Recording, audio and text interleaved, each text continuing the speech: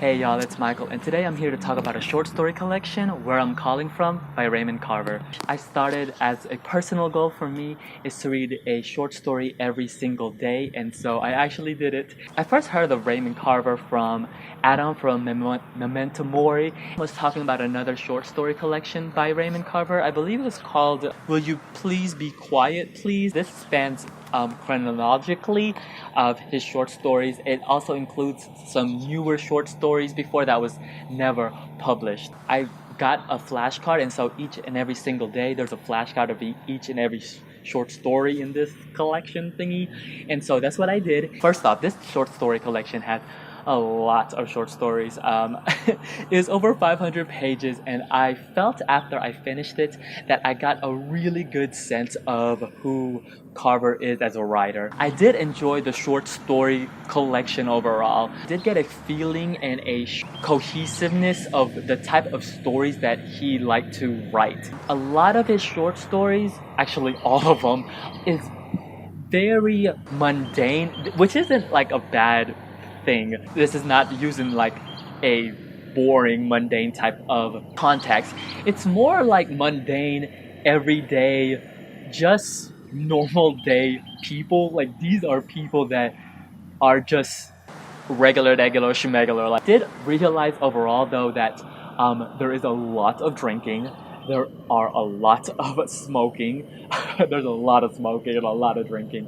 And I don't know if this is supposed to symbolize something. In some of the short stories, the drinking does become prevalent. Now, these characters overall are just basically dealing with everyday normal things. I didn't know what to expect going into these short stories, but after like 25% through it, I was just like, oh, I'm definitely not getting something like fantastical, like magical realism. Like these are just your everyday people. So it starts off with his earlier works, and then towards his later works. I did realize that as I moved along and read the book, my favorite short stories was definitely more towards the end of his life, because I felt as though that towards the end he really grasped. Well, not he. I grasped finally like what his approach is to the short story, because I'm reading another short story right now, and it's really different from this. The main difference between the two, I'm really seeing it, is their writing. Carver's writing is very minimalistic, very straight to the point. There's no fluffiness here. It's literally like, this is what they did, these are these characters, this is what they think, this is what happened. Like there's nothing to fill up. There's no fluff, essentially. There's no fluff.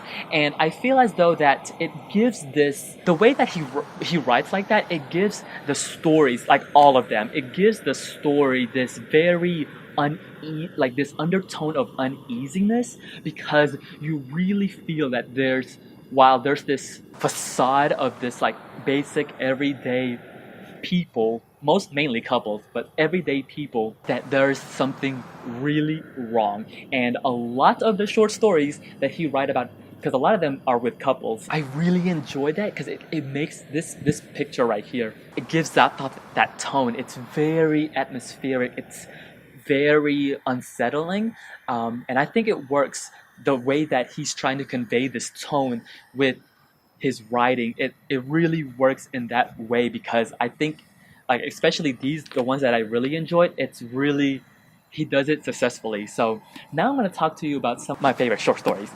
My most favorite, like the one that I was like, oh my gosh, this was incredible, is it's the last short story before it gets onto the newer short stories, because it has like right here his the newer stories, but it's the story before that, and it is called A Small Good Thing.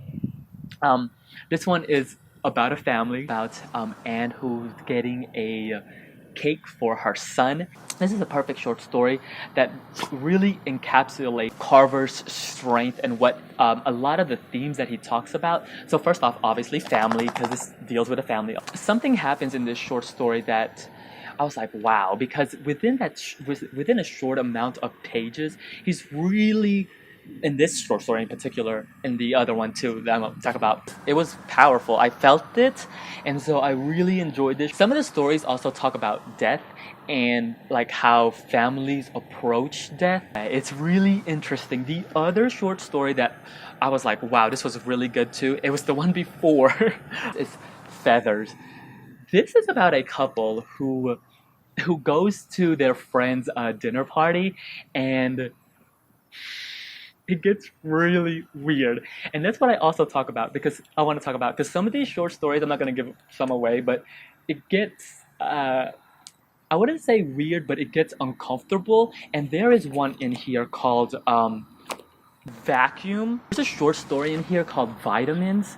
I was like, whoa. There's something that happens within some of these stories that like it's almost to magical realism, but it's like it's not there yet. Where something weird happens and it's like, it made me question the story. A lot of the short stories with the titles itself, a lot of them are just like one word or like really short phrases, but a lot of them have this double entendre, like this double meaning behind the title, because it obviously explains like the overall story, but a lot of them will have like little nuances, and I was like, oh, I got it. So it was almost fun. A lot of short stories. It was fun trying to figure it out, because a lot of the, not only the titles, but a lot of the things have this double meaning to it, and I was like, oh my god, this is so good. Like, but the thing though is, I do have to say, a lot of the beginning short stories, I think it takes a while to get used to them, because I was like, oh, okay, and some of them are so short, I was like,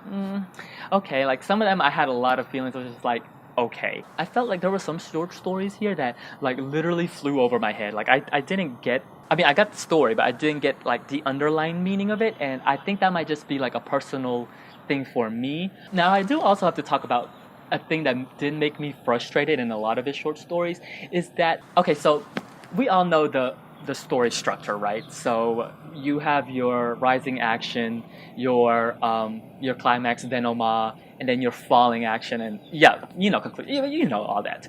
The thing though is, a lot of his short stories, and I think that's what makes me frustrated, it feels as though it's like rising up and you're about to get something like a revelation, like you're almost about to like have this huge conclusion, but then it just tapers off. For me anyways, like I was so frustrated because I was like, what happened?